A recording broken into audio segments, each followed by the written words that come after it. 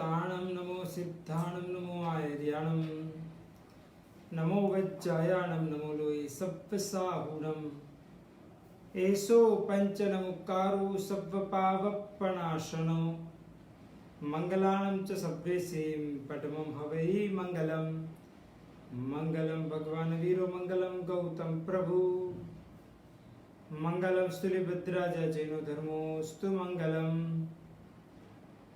ओंकार बिंदु संयुक्तं नित्यं ध्यायन्ति योगिनः कामदं मोक्षदं चैव ओंकाराय नमो नमः अज्ञानतिमिरान्धनं ज्ञानं जनशलाकया नेत्रमुन्मिलितं येन तस्मै श्रीगुरुवे नमः ओम ह्रीं श्रीं श्रूं श्रूं हं शं थ थ थ ठ ठ सरस्वती भगवती विद्या प्रसादं कुरु कुरु स्वाहा। भाग्यशाली हमारा जैन दर्शन का एक अभिन्न अंग स्वरोदय शास्त्र यानी कि स्वर शास्त्र। स्वर शास्त्र के माध्यम से हमें कोई भी प्रकार के प्रश्न का सचोट उत्तर मिल सकता है। स्वरोदय शास्त्र के अंतर्गत मुख्यत्वे 3 प्रकार के स्वर यानी कि नाड़ियां बताई गई है। एक है चंद्र स्वर, एक है सूर्य स्वर और तीसरा है सुषुम्ना स्वर। चंद्र स्वर और सूर्य स्वर में 5 प्रकार के तत्व होने का प्रयत्न होता है। अभी ये 5 प्रकार के तत्व कौन से?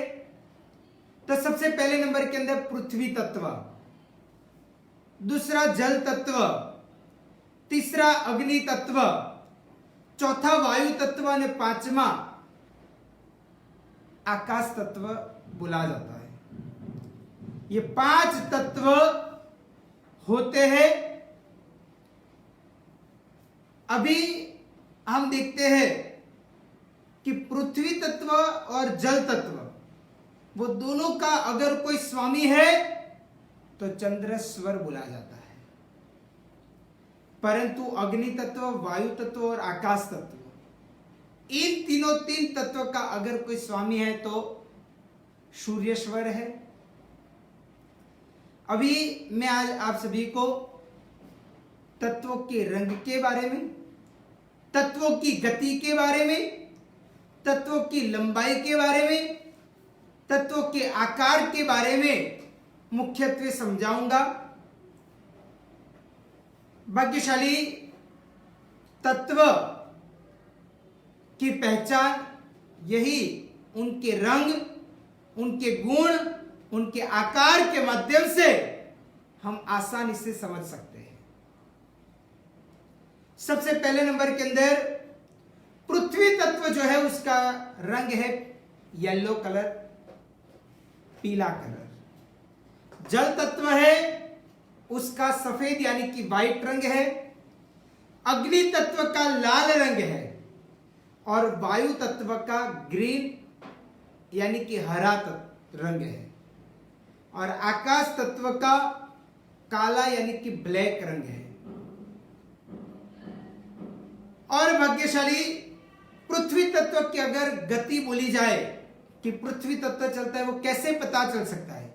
क्योंकि पृथ्वी तत्व, अग्नि तत्व, वायु तत्व, जल तत्व और आकाश तत्व ये 5 तत्व चंद्र नाड़ी में भी होता है और सूर्य नाड़ी में भी होता है। चंद्र नाड़ी यानी कि लेफ्ट वाले नाक में से बाहर हवा निकलती है तो पता चल जाता है ये इंगला नाड़ी यानी कि चंद्र नाड़ी है। अगर जिम्ना वाले नाक में से ज्यादा हवा बाहर निकलती है तो पता चल सकता है कि सूर्य नाड़ी है यानी कि पिंगला नाड़ी है। दोनों में से एक जैसी हवा निकलती है तो पता चल सकता है कि सुषुम्ना नाड़ी है। तो वो तो पता चल गया, परंतु तत्वों की उसके अंदर पहचान कैसे हो पाएगी कि चंद्र स्वर के अंदर भी तत्व और सूर्य स्वर में भी तत्व कौन सा चलता है? क्योंकि ये एक प्रकार से सरल लगने वाला विषय है, परंतु बहुत गहन है। आप समझोगे तो बहुत कुछ आपके जीवन काल में परिवर्तन आ सकता है। आप निरोगी बन सकते हो, आप आपका आध्यात्मिक उन्नति भी प्राप्त यही शास्त्र के माध्यम से कर सकते हो। इसलिए ये बाबतों को मुख्यत्वे तरीके से समझना बहुत जरूरी है। पृथ्वी तत्व है, उसकी गति सीधी होती है, यानी कि सीधा स्वर चलता है तो समझ लेना चाहिए ये पृथ्वी तत्व है। पृथ्वी तत्व का ऐसा मानना होता है, यानी कि ऐसा कहना होता है कि वो नासिका में से, नाक में से कुछ 12 अंगुल तक उसका प्रवाह चलता है, यानी कि 12 अंगुल तक वो श्वासोश्वास इतनी दूरी तक चलता है, करीब करीब 12 अंगुल, तो समझ लेना कि ये आपका पृथ्वी तत्व चलता है।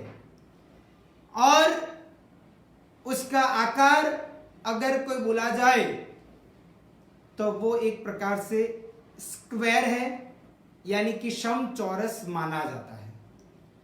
अभी बात करते हैं दूसरा नंबर का तत्व, जल तत्व। तो जल तत्व की गति नीची है, यानी कि वो अगर स्वर चलता होगा तो आपके नाक में से वो वायु नीचे की ओर जाएगा, सामने जाता है तो पृथ्वी तत्व, नीचे जाता है तो जल तत्व। जल तत्व एक प्रकार से जो श्वास और प्राण निकलता है तो वो कितना अंगुल तक, तो 16 अंगुल तक वो दूरी तक जाता है, तो समझ लेना। और वो नीचे की ओर जाता हो तो वो बोला जाता है कि जल तत्व चलता है। जल तत्व का आकार गोलाकार या तो अर्धचंद्राकार जैसा भी कहा जाता है। अभी तीसरा नंबर का तत्व है अग्नि तत्व। अग्नि तत्व की दिशा यानी कि गति ऊर्ध्व की ओर है, यानी कि ऊपर की ओर है। पृथ्वी तत्व सीधी होती है, जल तत्व नीचे होती है, और एक प्रकार से अग्नि तत्व वो ऊपर की ओर जाती है। अभी अग्नि तत्व का प्रवाह जो होता है श्वास निकलने का, वो 8 अंगुल तक ऊपर की ओर जाता है। ये 4 और दूसरा 4 ऐसे करते हुए 8 अंगुल, करीब करीब इतनी दूरी तक वो श्वास जाने का प्रयत्न होता है, तो समझ लेना चाहिए ये अग्नि तत्व चलता है। और अग्नि तत्व का आकार वो एक प्रकार से ध्वजा का आकार कहा जाता है। चौथे नंबर का कोई तत्व है तो वो है वायु तत्व। वायु तत्व की गति तिरछी बोली जाती है, यानी कि टेढ़ी बोली जाती है। वो कोई टेढ़ा स्वर निकलता है तो समझ लेना कि वो है वायु तत्व। वायु तत्व एक प्रकार से नासिका से 4 अंगुल क्या कुछ हवा यानी कि श्वास निकलता है, उच्छ्वास होता है, तो ये प्रक्रिया समझ लेना चाहिए कि वायु तत्व की है। और वायु तत्व का आकार ट्रायंगल स्वरूप का बोला जाता है, यानी कि त्रिकोण आकार से बोला जाता है। उसके बाद 5वां नंबर का तत्व है तो आकाश तत्व। आकाश तत्व वो नासिका के अंदर ही वो स्वर चलता रहता है और उसका कोई प्रकार का आकार कहा जाता नहीं है, ऐसा प्रकार का ये आकाश तत्व माना जाता है। तो इस प्रकार की बात हमें अवश्य में समझना चाहिए। अगर भाग्यशाली तत्व की और कोई पहचान भी करनी हो तो कोई सुंदर और स्वच्छ वैसा जो अरीसा यानी कि दर्पण यानी कि आईना होता है, वो लेने के बाद नाक के पास में समझ लो कि राइट वाले या लेफ्ट वाले जो भी नाक में से ज्यादा हवा बाहर निकलती है, वो अरीसा वहां पे रखते हुए हवा बाहर निकालते हैं तो भाग्यशाली पता चल सकता है। वहां पे जो हमारा उच्छ्वास हुआ यानी कि नाक में से जो हवा निकली तो वो वहां पे कौन से आकार के अंदर आती है, वैसे भी हम जान सकते हैं कि उसका तत्व क्या बोला जाता है, यानी कि कौन सा तत्व है, वो आकार के माध्यम से भी पता चल सकता है। दूसरी बात ये भी कही जाती है कि अगर तत्व की पहचान करनी हो तो तत्व के जो जो भी 5 रंग बताए हैं, जिसमें एक तो येलो यानी कि पीला रंग है, सफेद, लाल, काला और हरा यानी कि ग्रीन कलर है। तो ये जो 5 कलर है वो 5 कलर की कोई गोलियां बनाओ और वो सामने रख दो और कोई तटस्थ व्यक्ति को आप बुलाओ और आप भी मन के अंदर एक कोई कलर सोचो और आपने जो सोचा है वही सामने वाला व्यक्ति वही कलर उठाता है, तो सच्चे मायने में कहता हूं कि वही आपका तत्व बुला जाएगा, यानी कि अभी चलने वाला तत्व आपका वही है, ऐसा कहा जाता है। भाग्यशाली ये सभी बाबतें श्रद्धा के ऊपर चलती है। अगर आपकी श्रद्धा मजबूत है तो आपको जरूर ये तत्व की बात समझ में आ पाएगी। भाग्यशाली ऐसा भी किया जाता है कि कोई व्यक्ति को ये 5 तत्व का नाम या तो उसकी कलर बोल दिया जाए, वो 5 में से उसको बोलने का कि कोई भी तू एक मन में सोचना, और हम भी एक मन में सोचते हैं, एक दूसरे को बताना नहीं है। और वैसे हमने भी सोचा और सामने वाले ने भी सोचा, सोचने के बाद हमने जो सोचा हुआ है वो तो हमें मालूम ही है, और सामने वाले ने जो सोचा वो उनको पूछेंगे।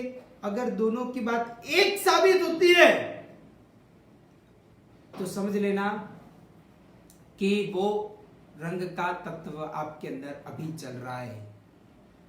इस प्रकार हम 100% ये बात सही साबित होती है। ऐसे तो हमारे जीवन काल में गुरुदेव की कृपा से अनेक चमत्कार आदि वगैरह हुए कि वैसा बनता है, इसलिए वो चमत्कार की बातें मैं आपको बताने का प्रयत्न करता हूं कि भाग्यशाली ऐसा हकीकत में बनता है। कई लोगों को ऐसा लगता होगा कि क्या ऐसा थोड़ी बनता है, परंतु ये बात सत्य साबित हो चुकी है।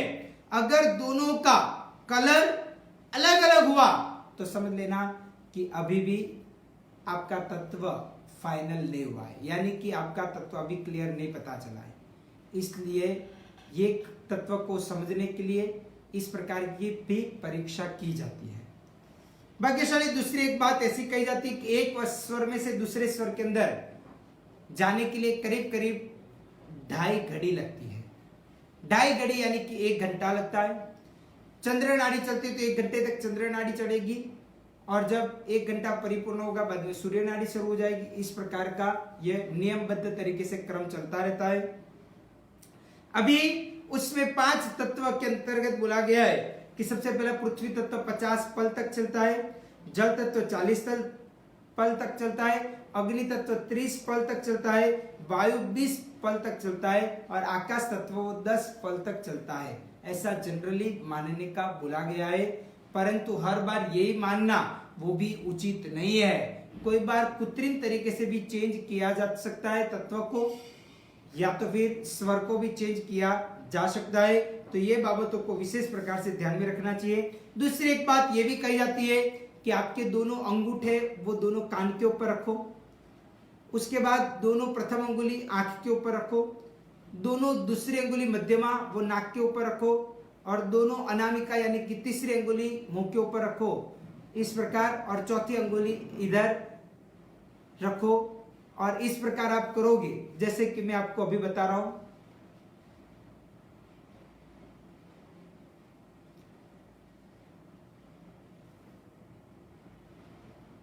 इस प्रकार अगर आप मुद्रा बनाते हुए आंख बंद करते हुए जो आपको स्वयं सरलता से जो आपको कलर अंदर दिखाई देता है वो कलर ही आपका अभी का तत्व चलता है, ऐसा भी माना जाता है।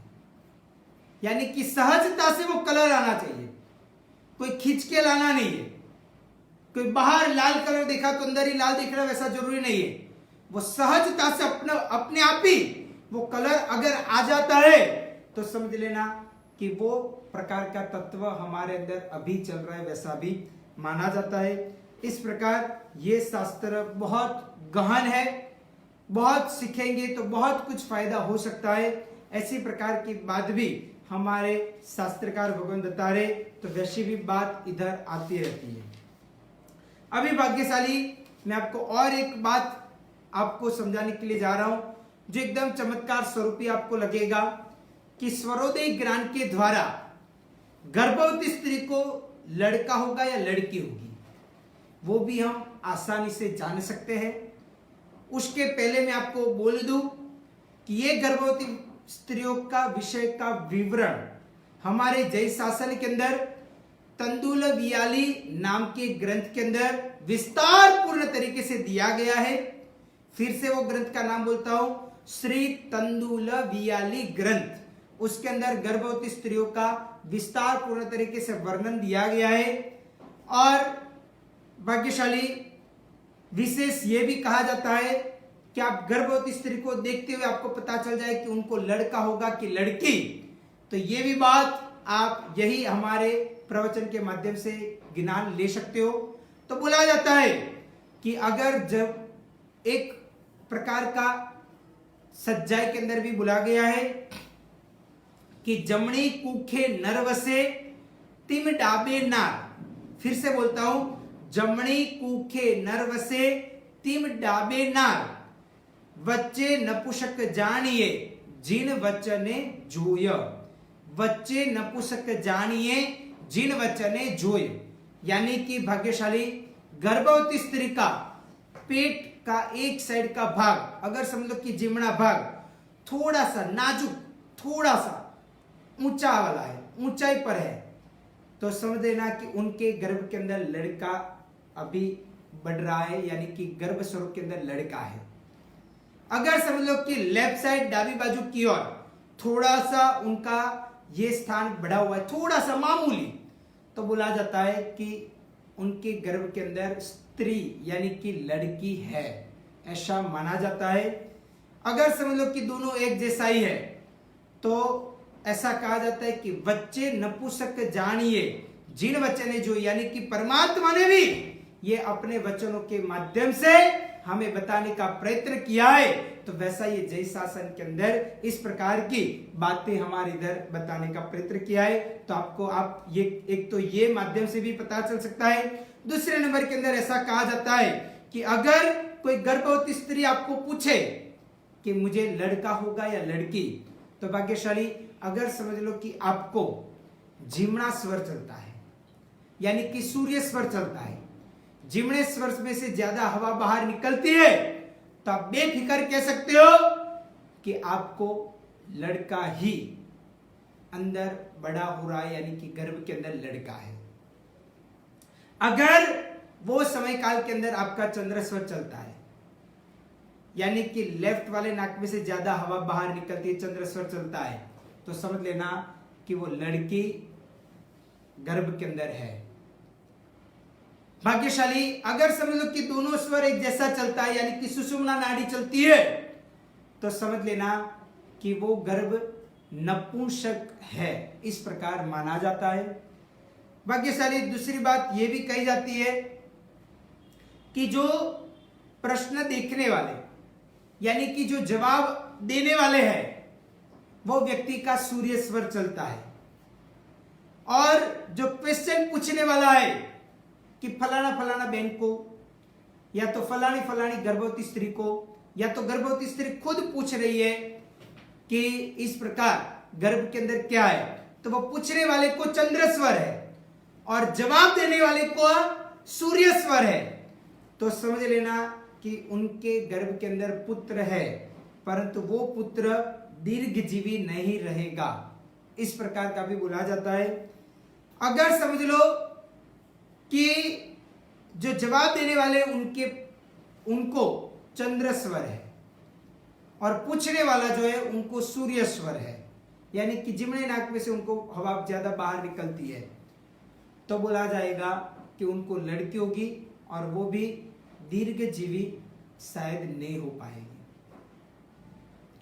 तीसरी बात यह आती है कि पूछने वालों को भी सूर्य स्वर है और जवाब देने वाले को भी सूर्य स्वर है, तो भाग्यशाली ऐसा कहा जाएगा कि आपको लड़का होगा और वो लड़का लंबे समय तक जीने वाला, रिद्धि सुख समृद्धि प्राप्त करवाने वाला, और वैसा प्रकार का आपका वो लड़का हो पाएगा, ऐसा माना जाता है। अगर पूछने वाला और जवाब देने वाले दोनों का चंद्र स्वर चलता है, तो ऐसा कहा जाता है कि आपको ऐसे समय काल के अंदर आपको लड़की होगी, इस प्रकार का भी कहा जाता है, वो दीर्घजीवी होगी और रिद्धि सिद्धि सुख समृद्धि प्राप्त करवाने वाली आपकी वो लड़की बन पाएगी। अगर वो चंद्रेश्वर और सूर्येश्वर के अंदर कोई तत्व भी चलता है तो कहा गया है कि अगर चंद्रेश्वर हो या सूर्येश्वर हो उसके अंदर पृथ्वी तत्व चलता है तो वो गर्भ महान तेजस्वी स्वरूपवान रिद्धि सिद्धि भरपूर करने वाला वैसा वो आपका बालक जन्मेगा, या तो आपकी बेटी होगी तो वो वैसी होगी, ऐसा कहा जाता है। अगर जल तत्व चलता है तो ऐसा कहा गया है कि गर्भ धनवान और अनेक प्रकार के रस को भोगने वाला, यानी कि शौकीन और अनेक प्रकार का सुख भोगने वाला वैसा बनेगा। अग्नि तत्व अगर चलता है तो समझ लेना कि गर्भ की स्थिति कुछ गड़बड़ पैदा करने वाली है, या तो फिर गर्भपात भी हो सकता है, या तो फिर बाढ़ मरण आदि वगैरह का भी भय रह सकता है। अगर वायु तत्व चलता है सूर्येश्वर के अंदर या तो चंद्रेश्वर के अंदर तो बोला जाता है कि संपूर्ण महीने होएंगे उसके पहले गर्भ गिर जाने की परिस्थिति भी आ सकती है, यानी कि 9 महीना परिपूर्ण नहीं हुए उसके पहले गर्भ गिर सकता है। उसके बाद आकाश तत्व के अंदर ये सूर्येश्वर या तो चंद्रेश्वर चलता है तो वो आपका गर्भ वंध्यत्व लक्षण वाला बन सकता है। ऐसी प्रकार की बात हमारे शास्त्र के अंदर बताई गई है। अगर जोरदार आपको दूरी तक चंद्रेश्वर या तो दूरी तक सूर्येश्वर चलता है तो समझ लेना कि सूर्येश्वर दूरी तक चलता है तो आपको 2 लड़के होंगे। अगर चंद्रेश्वर दूरी तक चलता है तो समझ लेना कि आपको 2 लड़कियां होएगी, ऐसा स्पष्टपने से पता चल सकता है। तो ऐसी प्रकार की बात हमारे जैन शासन के अंदर बताने का प्रयत्न किया है, तो भाग्यशाली ऐसा ज्ञान अवश्य में लेना चाहिए। आज मैंने ये गर्भ की बात बताई, वैसे और भी कुछ नई नई चमत्कार स्वरूप वाली बातें आगे भी आने वाली है, इसलिए भाग्यशाली जरूर हमारे से आप जुड़े रहो। अधिक से अधिक लोगों को, स्नेहीजन परिवारजनों को भी इस प्रकार ये बाबतों को शेयर करो, लोगों को ज्ञान जन जन तक पहुंचे, वैसा प्रयत्न आप जरूर कर सकते हो। अभी हम बात करते हैं कि 12 राशि के अंतर्गत 7 राशि कल तक हमने पूरी कर दी, तुला राशि तक। 8वीं राशि का प्रारंभ करते, शुभारंभ करते। 8वीं राशि यानी कि वृश्चिक राशि। वृश्चिक राशि यानी कि जिनके नाम के अक्षर है न और य, ये दोनों के द्वारा जिनके नाम के अक्षर की शुरुआत होती है, वैसे वैसे व्यक्तियों का सामान्यतः फलादेश क्या होता है, क्योंकि भाग्यशाली कुंडली के अनुसार समझ लो कि कोई बार उनके वहां स्वग्रही कोई ग्रह पड़ा हुआ है, या तो शत्रु क्षेत्रीय हो, मित्र क्षेत्रीय हो, शत्रु की दृष्टि हो, मित्र की दृष्टि हो, तो वो शायद फलादेश बदल सकता है, चेंज हो सकता है। परंतु सामान्य तरीके से वृश्चिक राशि वाले का ये फलादेश क्या होता है, वो सुनने जैसा है, समझने जैसा है। वृश्चिक राशि वाले व्यक्ति का स्वामी मंगल बोला जाता है, और वो मंगल क्रूर है। उसके अलावा वो राशि के अंदर चंद्र नीच का होता है। तो भाग्यशाली ऐसे व्यक्ति जनरली तरीके से निष्ठुर और एक प्रकार से निष्प्राण वैसे व्यक्ति वो बन सकता है। कई बार ऐसे राशि वाले व्यक्ति कई बार क्रूर वृत्ति वाले भी बन सकते हैं। अपने मन के अंदर जो उन्होंने धार लिया है कि ऐसा ही होना चाहिए, अगर वैसा काम नहीं हुआ तो उनका कई बार पित्ता चढ़ जाता है, यानी कि गुस्सा भी आ सकता है। कोई बार ऐसे व्यक्तियों के जीवन काल के अंदर जिद प्रकृति भी होने का प्रयत्न होता है।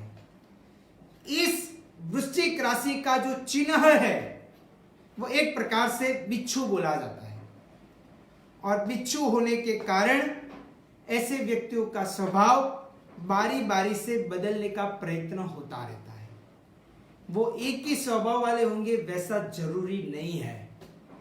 समय के आधार के ऊपर वो अपना स्वभाव भी बदलने का, चेंज करने का प्रयत्न कर सकते हैं। ऐसे व्यक्ति का शरीर भरावदार होता है, ऊंचाई वाले वो होते हैं, सामान्य तरीके से उनका मुख वो भी बड़ा वाला होता है और उनकी आंख भी बड़ी होती है। वो चपल होते हैं, होशियार होते हैं और चालाक भी होने का प्रयत्न होता है। ऐसे व्यक्ति का सुंदरत्व यानी कि उनका सुंदर दिखना वो उनके बालों के ऊपर आधार रखता है। बालों के ऊपर उनका मायने रखता है कि उनकी सुंदरता कितनी रह सकती है। दूसरी बात, ऐसे प्रकार के व्यक्ति जो होते हैं वो कई बार उनके जीवन काल के अंदर डंखीला स्वभाव होता है, यानी कि डस देने का स्वभाव होता रहता है। ऐसे व्यक्ति को पहचानना बहुत मुश्किल बोला जाता है। ये व्यक्ति के जीवन काल के अंदर कई बार बोलना कुछ अलग होता है और कार्य के अंदर कुछ अलग भी आ सकता है। वृश्चिक वाले व्यक्ति, राशि वाले व्यक्ति जनरली तरीके से कई बार पॉलिटिक्स खेलने का भी बहुत बड़ा प्रयत्न करते हैं। ऐसे व्यक्ति की मनमानी परिपूर्ण हुई तो आपको न्याल भी वो बना देते, परंतु ऐसे प्रकार के व्यक्तियों की इच्छा समझ लो कि परिपूर्ण न हुई तो आपको टॉप लेवल में से बॉटम लेवल के ऊपर लाने में भी उनको कुछ अधिक समय लगता नहीं है। और ऐसे वृश्चिक राशि वाले जो डंखीले स्वभाव वाले होते हैं, इस कारण उनके काफी लोगों से शत्रुता आदि वगैरह विपुल प्रमाण के अंदर होने का प्रयत्न होता है। ऐसे प्रकार के व्यक्तियों का गुस्सा भी कोई लंबे समय तक नहीं चलता है, परंतु जब गुस्सा आता है तो बहुत भारी प्रकार का भयंकर वैसा वो गुस्सा कर लेते हैं, परंतु अल्प समय के बाद में वो वापिस सरल भी हो जाते हैं। ऐसे प्रकार के व्यक्तियों के जीवन काल के अंदर कई बार दया नाम का गुण भी दिखाई देता है और व्यक्ति के ऐसे प्रकार के व्यक्ति के जीवन काल में कई बार जबान के ऊपर कड़वास दिखाई देती है, यानी कि उनका बोलना कई बार कड़वा सामने वाले को लगता है, परंतु हाँ, ऐसे प्रकार के व्यक्तियों के मन के अंदर पाप नहीं होता है और वो अपनी मित्रता सच्ची तरीके से निभाने वाले वैसे वो व्यक्ति होने का प्रयत्न होता है। वो वैसे प्रकार के व्यक्ति कभी भी सच्चाई से डरते नहीं है, परंतु वो कभी किसको प्रेम करेगा, कभी किसी के सामने गुस्सा करेगा, वो किसी को कुछ पता चलता नहीं है। ऐसे प्रकार के वो व्यक्ति जनरल तरीके से होने का प्रयत्न होता है। तो इधर तक हम आज रखते हैं, कल आगे की बातें आगे देखने का प्रयत्न करेंगे। वितराग की आज्ञा विरुद्ध कुछ भी बुलाओ तो मिच्छामि दुक्कडम। सर्व मंगल्य मांगल्यम सर्व कल्याण कारणम प्रधानम सर्व धर्माणम जैनम जयति शासनम।